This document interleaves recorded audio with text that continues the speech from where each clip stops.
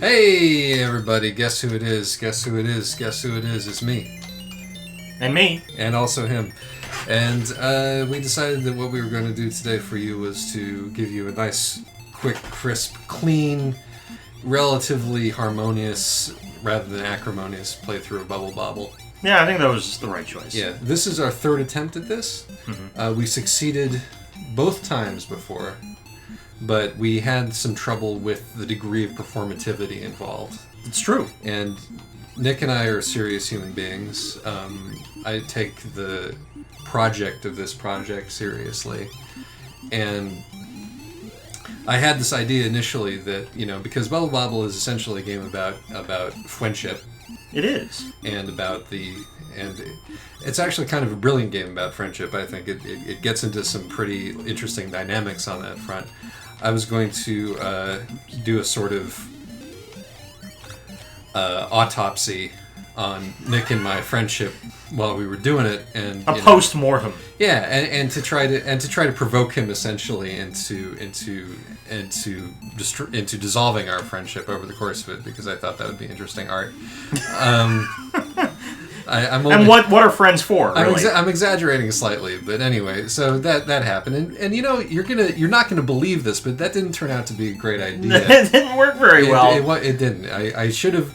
For a start, I probably should have let him know what I was gonna do beforehand. That would have been good. I kind of. Well, death. We begin as we mean to continue. I kind of meant to. I kind of intimated it to him beforehand, but I didn't really. It was very subtle. Yeah, I didn't do what I felt was probably due diligence in terms of letting him know that this was going to end up being a sort of psychological experiment of this sort of Skinner box variety. But as friends, neither did I. So I didn't really do my research either. So I think we both had fault in that regard. Well, this is the thing about Nick, is that he will put himself up for excoriation even when my behavior was clearly psychopathic. And he could have had no way of knowing that he needed to prepare for such a thing. But that's why we're friends. Right. So we did that, and it didn't work. And then we did it again, trying to do it on purpose. And that worked worse. Yeah, that was a disaster. That was a shit show. It was kind of an interesting disaster. Yeah, I mean, but it was not an entertaining disaster. No, it was. We didn't really settle on a register. Right. There was sort of a pressure between the urge to be cartoonish, which we both suffer from, like, perennially in life. Really badly, actually. Yeah, and the desire to create some sort of, like, melodrama. Yeah. And those things didn't go together, as we discovered. The cartoon psychodrama is not really something that has found its place in the Let's Play format. Or anything else. But I'm just saying, the more you think about it, the dumber the idea becomes, But, we tried it because it hadn't been done, and then we discovered it hadn't been done for a reason. Yeah, so, we're if nothing else, bold experimenters in the forum. So what we're going to do is we've fallen back on a more, like, traditional format for the Let's Play, which is sincerity, honesty, an attempt to let it all hang out there on the sur la table, as the French would have it. And ultimately, I think we'll get a desired result. Absolutely. Anyway. The desired result being that we're going to play Bubble Bobble. Right. And so, having said that... And I've been jacking all of your points, by the way. That's fine. Like, there was a point where that would not have fit into my, like, preordained schema. Nick has also proven to be better at this game than was convenient for my purposes. I mean, he just fucking killed himself because he desires nothing more in the world than to undermine me at every turn, even via his own failure. I would have said please you, but that, neither here nor there. Oh, what is this? I got all the letters. Oh. Notice how you're just walking into the wall? That's a feature. With shame? Yeah. Whereas I was hopping into the wall to demonstrate that I did it, me. How ritualized. Oh, Nick. Anyway, so what I was now that you've said I was initially envisioning was that would happen a whole lot. What you just saw, and so I would use that as an opportunity to talk about two-player video games, two-player co-op video games, and what they do to friends, what they do to friendships as a general matter. But particularly of an era. Yes. Of this particular era of extremely difficult yet simply constructed video games. Like, this is the sort of thing that you might play with your bestie, And this game is designed around playing it with your bestie because, and here is, the thing about this game, you can't get the good ending with one player. You got to, or rather, you can, but doing so requires shenanigans. It requires you to cheat. And you at least need, to be fair, you at least need some kind of patent stooge to kind of take the hits or alternatively, stay out of the way and survive long enough. Yeah, even if that stooge is an empty chair, right? But it's still required. So either you beat this game with a friend, or you beat this game feeling like a fraud, or you get the bad ending. Who wants the bad ending? So really, there's no upside to this, and that puts you in a delicate situation if, for example, you are in a situation where one of the parties involved is better at video games, or perhaps I should say better at this specific video game, than the other person involved. And that leaves you in kind of a moral quandary. Nicely done there. Yeah. That leaves you in a kind of moral quandary about what to do. How? I don't know. Yeah. I don't know. Anyway, I have no answers for you. So, like, in a situation like this, let me set the stage for you, right? Nick is my baby chick. I'm his mama hen. I've put him under his wing. I'm very generously. I'm definitely I'm definitely invested in his survival, both because, like, I want him to live, because I'm not a monster, and because, oh, Jesus, and because I need him to fulfill myself, to achieve self-actualization in this game. Nicest thing you've ever said about me. Well, I mean, I'm not happy about it, but it's the structure that we're living in. And so the question is, is it in his best interest and my best interest for me to coddle him? For example, for me to drain one of my sovereign lives and give it to him like this, right? Or to let him stew in it, to let him stew in his own failure, so that he'll learn not to fail again. It's a really interesting problem. Yep. Because, like, on the one hand, if he doesn't get out there again, he's never going to get better, and so, like, it's important to get him back out, to fail and fail again, and to continue to drain my life's blood, which I fought hard for with the points that he didn't steal from me. And on the other hand, without consequences, how is he going to have the the motivation to do better, right? If there's no, if mom is going to keep bailing him out, why should he ever make an effort? It's a very good point. It is a very good point. I thank you. I mean, that's why they call me Discourse Danny. Did they call you that? As far I've as never called you that before. I thought we were. Oh my goodness. Yes. I was invulnerable. Never felt invulnerability before. Oh well, see there you go. I've given you a whole new lease on life, and incidentally also a whole new life. See, he coddles me at this moment. Yeah. But is that really the right thing to do? Well, see, my response to that is that I would go with with my particular heritage and say that the important thing is to have a bailout, but to make sure that the other party knows the extent to which I'm suffering and sacrificing for them. So to whine? Not to whine, to be honest with you about what a burden you are. And so that way you'll be motivated by yourself because you'll understand the suffering that you put me through. You'll understand that you shouldn't, that you should try your best not to put me through that again. See, this is interesting because in the playthrough that we did, there was this really unusual conversation that came up regarding politics, and as sort of misplaced as that was at the time, it was an honest feeling. This is severely illiberal of you, and I know you as a relatively liberal person that that this sort of obsession, or not obsession, this fixation on punishment and humiliation as an effective motivator seems out of character. Well, yeah. I mean, the real world and its that's kind of an abstraction, right? Right. Politics, right? The system is too big and too complicated to determine, what actually works and what's actually true or not. The IMF notwithstanding. And did you see that they declared the trickle-down economics is a failure? The IMF.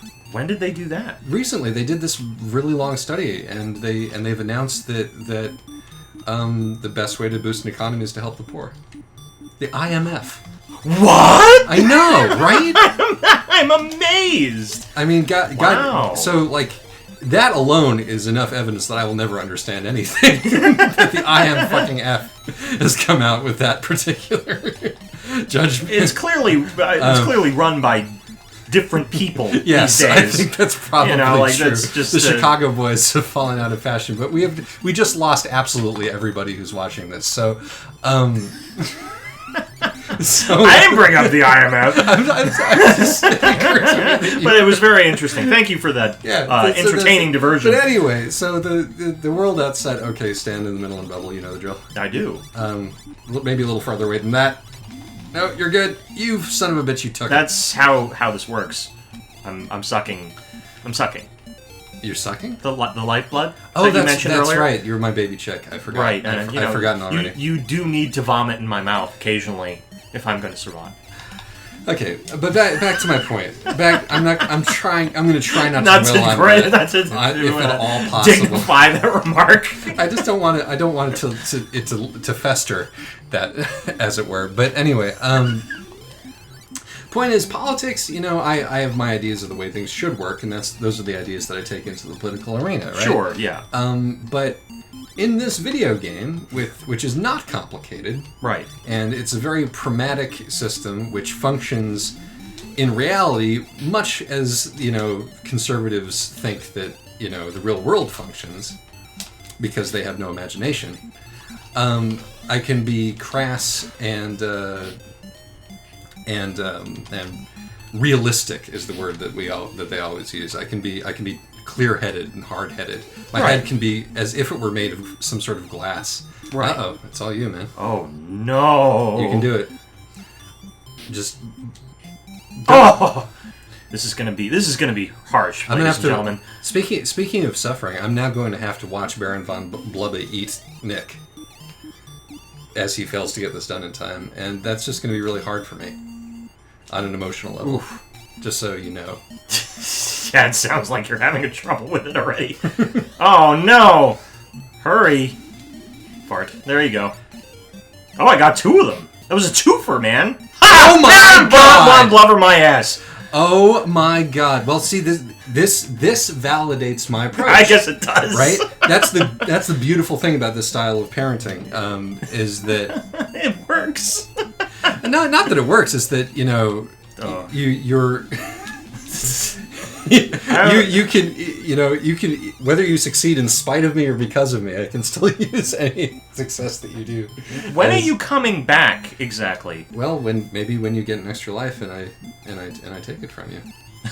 I mean, because you can take them. I remember. Yeah, this you now. already got one and threw it away, but it would not have been convenient for my narrative to have taken that extra life at that point. So I was just going to have to wait for you the inevitable to succumb there. But right. Hope springs eternal. It's actually a bad model for this game because there are, in fact, no consequences to failure.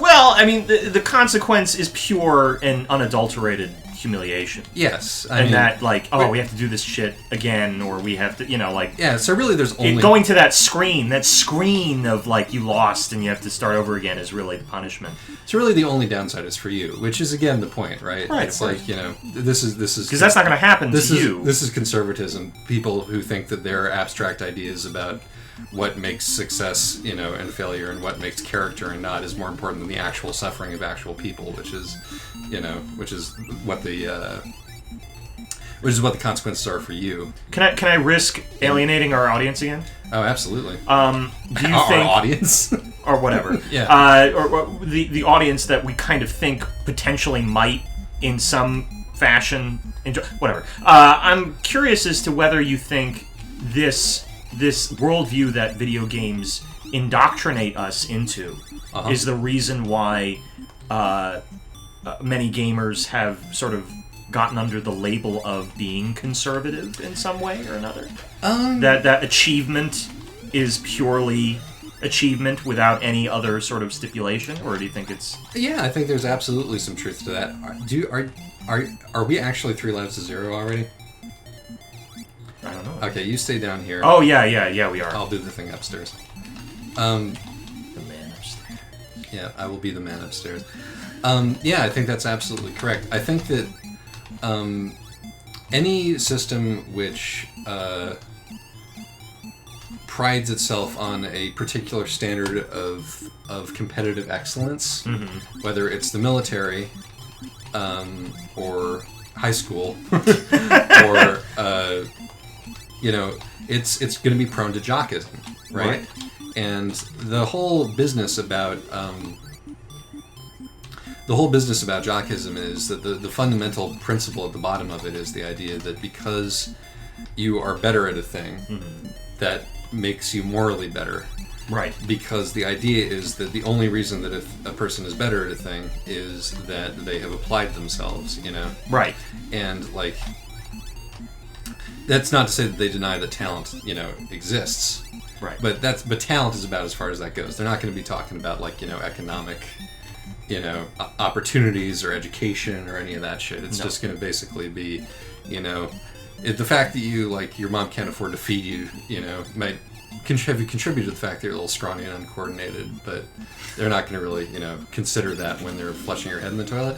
And gamers are absolutely as vulnerable to that kind of jockism, because it's a highly competitive, highly macho, highly masculine community, and on top of that, there's a price point. Yeah. I mean, and on top of that, because they're nerds, they think that they are above that kind of thing. Right. And they're absolutely not.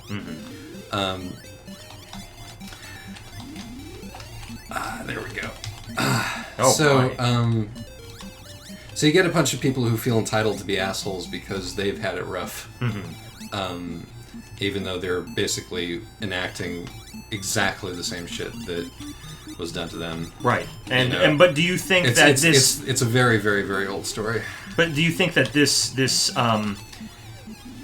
what little of that has residually entered your psyche because you played this game and you enjoy it and you find it so meaningful in this way, is that it is a residual of that struggle? Do you think that this made me a bully? Or do you think that there are bullying elements to your belief in this game representing friendship? Well, no. I think the bits in this game that represent friendship are extremely textual. You go to the ending, and if you did it in one player, you get the bad ending. It's hard to get more explicit than that. Oh shit! You were supposed to have my back. You see that? Yeah, well, couldn't have gotten me if you'd been there. What duckling has their mother's back? Oh, it's like, Now that I'm going to extend the metaphor here. Well, maybe it's time that you left the nest or whatever. Oh fuck! I was too busy. reviving you. I don't think I'm your duckling. I was thinking about this because I knew some of the substance of what this conversation would be. I thought of myself as the fool to your Lear. Jesus Christ. Yeah, is that too much? What are you talking about? Yeah, are you familiar with King Lear, the Shakespeare play? Yes, I am familiar with King Lear. I saw Ron. Ron. Well, Kurosawa that fills the bill, I suppose. But the point being that There are people you're dead again. that just because they are not of elevated station, in this case being good at video games, which I admit I am not, and that that's not specific to this. I'm for whatever reason this doesn't. As with most competitive things, I think it does. I'm not one to be partial to it or really good at it, but my purpose, as I see it, is less concrete than winning. It is to lose entertainingly. This sounds like loser talk to me. I mean, this isn't very. Sounds like a loser, Nick. Well, I mean, this is that losing entertainingly is not very compatible with my goal of winning. No, it's not. I found natural affinity to the clown. Oh yeah, yes, but the idea of natural affinity to a clown is a person who's given up. Is rationale for still feeling okay about themselves. I haven't given up. I'm playing. Oh yeah, but you've given up on being good. I mean, the idea that your goal has shifted from winning to losing, essentially, means that it becomes a self-fulfilling prophecy. You've decided that your role in the capitalist system is schmuck. And so capitalism will destroy you. Capitalism can have some very successful schmucks. No, they don't. They have people who enact schmucks in a kind of minstrel show. I think that's harsh. I don't think it's harsh at all. I think that that is the to invoke minstrelsism as that's also a very like nerd boy thing to compare our own tiny travails to actual injustice. So rest assured, I was doing it ironically. I'm sure you were. But he said, but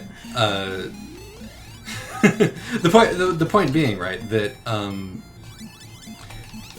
that's stinking thinking right there, man. That is an attitudinal shift that brings you out of the potential alpha pack, and becomes a self-fulfilling prophecy of being a slapstick fool. Unless you consider the possibility that my attempt to recast my shame with purpose is actually a defense mechanism, and that I'm trying very hard and consistently don't succeed, and that my giving up is not actually zen, but defensive. So if you were lying to me, that's the thing. Like lying to myself. If you're lying to me and to yourself, then it's a reasonable thing. And that I will struggle to be good at whatever the task is, and either I succeed in the fullness of time with all the prep. Well, then it kind of proves your point anyway, right? Because the pressure will still be on me to succeed. Yep. So in the end,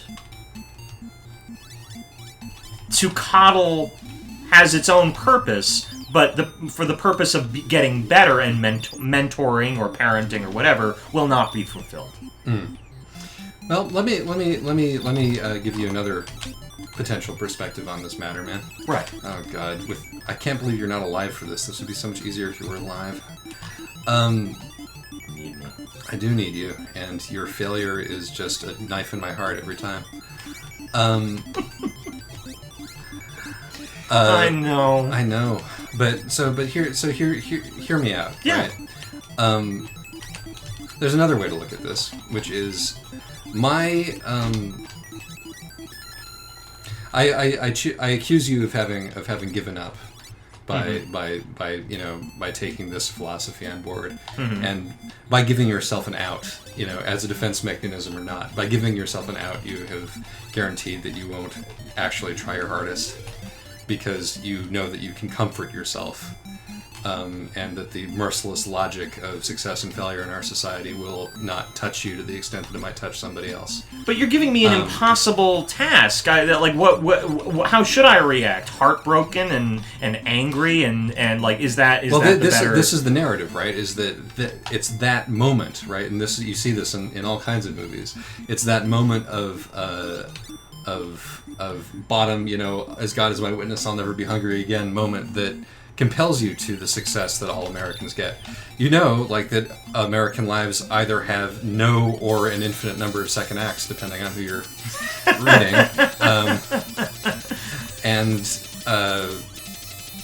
This is great, by the way. Can I just pause and say that I love this fucking thing that just happened? Oh, yeah. That was getting caught in there was pretty delicious, I would say. But anyway, I hear you. Yeah. So, but like, so that's the idea, is that, you know, if by keeping yourself at arm's length from that kind of real despair, you are shooting yourself in the foot. I see, but let's just be frank here. That you, like conservatives, you have taken you know, some kind of axiom or truism and said, you know, well, you know, that's the moment that, you know, when you're really upset and that you go you proved it. You're ready to come back, and you proved it by saying, oh, it's in the movies. That's clearly why. Yeah, that makes it clear that it's absolutely true, because I've seen people represent this hopefulness on celluloid. Well, let me tell you another thing, right? First of all, you're a heretic and un-American for suggesting that bootstrapping as a narrative might not be 100% real. But second of all, such a traitor. Forgive me my trespasses. Thank you, and Jesus. Those who trespass against us. All I'm asking for you to do is to be a real American.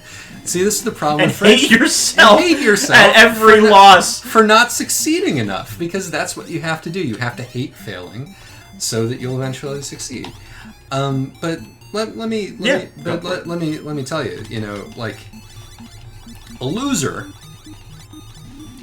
And by a loser, I mean somebody who is mentally flexible, might suggest that because what we're doing here is a Let's Play, actually the idea of losing entertainingly is like 10 times more valuable than playing the game well. Certainly. But that person would be stepping outside of the prevailing orthodoxy of the game, of the system that this game takes place in. This level. And that's just too meta. Right? It is too meta. And so, like, even though the system here is obviously rigged against us in this fucking level, and that this is designed mostly to extract quarters from gullible children, I'm still gonna say that you're a bum. As I die. Yeah. Well, I lay dying. You're. I mean, I respect you for continuing to play the game when it is at this moment quite obviously rigged to defeat you. But go for it, man. Love the pain. I'm gonna hang out, if you don't mind. I don't mind. I have no idea how to do this. See, I tried doing that, and I got butt fucked. Fuck. Woo! Oh, and I got died. I mean, you have to wait until the ones on the left are in a specific configuration. Indeed. That was good. That was a well modified. I really thank you thing. For that. But anyway, yeah. So the point is that oh no, not the foot. The overall point that I'm trying to make here is that capitalism makes it impossible to have healthy relationships. That's true. That's true. But at the same time, acknowledging the fact that we live in a society or in a world or anything that's so dominated by it, to ignore the fact that is the perception is just as detrimental. Right. Because the thing is, like, even if you're able to shit. Oh no, it took too long. If you're able to step outside of your outside of the system and to be like, all right, you know, it's okay if I don't succeed, you know, in the specific way at the specific time.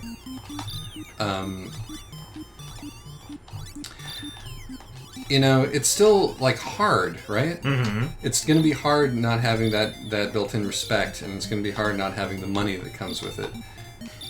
Oh, God, help me. This fucking level. Yeah, this fucking level. Is it. But, you know, This level is an incredibly apt metaphor for the American experience, I think. Shit on my biscuits. I'm taking your life. See, and I was just moved to commit an act that is abhorrent to my philosophy. By the system.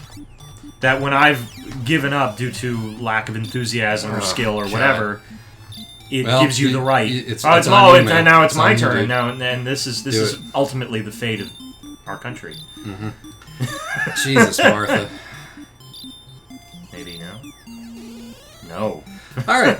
I don't know what to look for. Next time on Despair Mode, we will play this level 10 to 15 times. You know, we beat this on the first try. Yeah, I remember that. On the other playthrough. I remember that. This is the price of sincerity, I guess. All right. See you next time.